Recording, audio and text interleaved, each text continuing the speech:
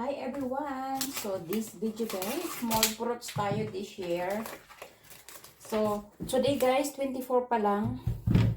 Pero nagpe-prepare na ako ng maraming fruits. Bumili na kami ni Chris ng maraming fruits.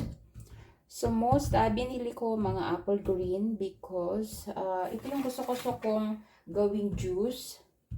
So kung nakita nyo sa ibang video ko, marami akong blended juice. Yan. Meron din tayong pineapple. Yan, bumili ako ng 3. Kasi, this time, makakabili ka pa ng marami. Makakabili ka pa ng fresh. Makapagpili ka pa. Pag malapit na yung New Year, guys, alam nyo, halos wala na kayong mabili. Yung mga tira-tira na lang. So, this one, mga good quality. Pang hanggang New Year na to, guys.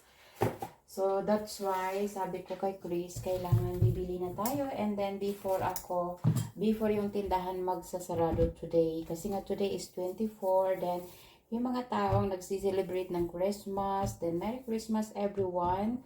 So, bagamat kami, guys, hindi kami nagsiselebrate ng Christmas. Kasi, di ba, pag Muslim, walang Christmas. Pero, for New Year, yes. Ayan. Sobrang dami ko ng fruits, guys. Ayan.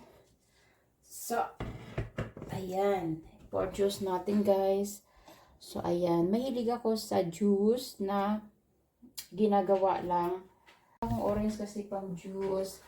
So, bumili rin ako ng avocado. Ayan. So, marami rin akong kind of fruit sa ref. Mayroon din tayong strawberry. Mayroon din tayong blackberries. Mayroon